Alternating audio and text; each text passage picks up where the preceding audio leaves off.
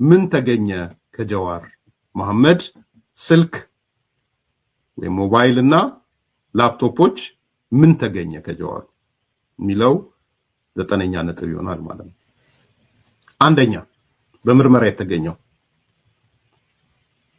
አቶ ጀዋር መሐመድ ወደ 30 የሚጠጉ በሽብርተኝነት ከተጠረጠሩ ኃይሎች ጋር ይገናኛል።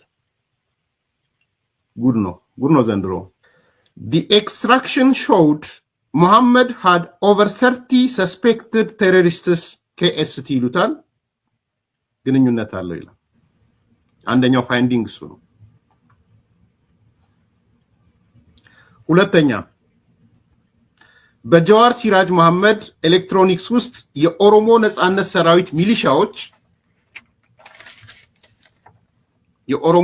ሰራዊት ሚሊሻዎች ኦላ ወይም የሚባሉት ማለት ነው ወይም ኦነግ ሸኔ መንግስት የሚላቸው ፎቶና በጥይት የገደሏቸው ሰዎች ምስል አለ።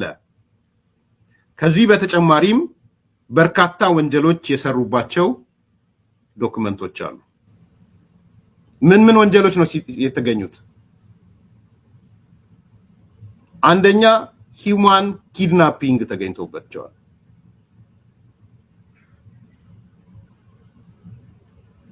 ሁለተኛ ኢሊሲት ድራግ ትራፊኪንግ ተገኝቷል።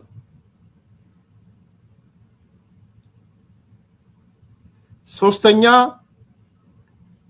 ፎቶ ኦፍ ጎልድ ባርስ ኤንድ ሲልቨር ባርስ እነዚህ የወርቅ ባሮች በአማርኛ ምንድነው የሚባሉት የተዘረፉ ይላቸዋል። የተዘረፉ የወርቅ እነዚህ እንትኖቹ ባሮቹ ማለት ነው።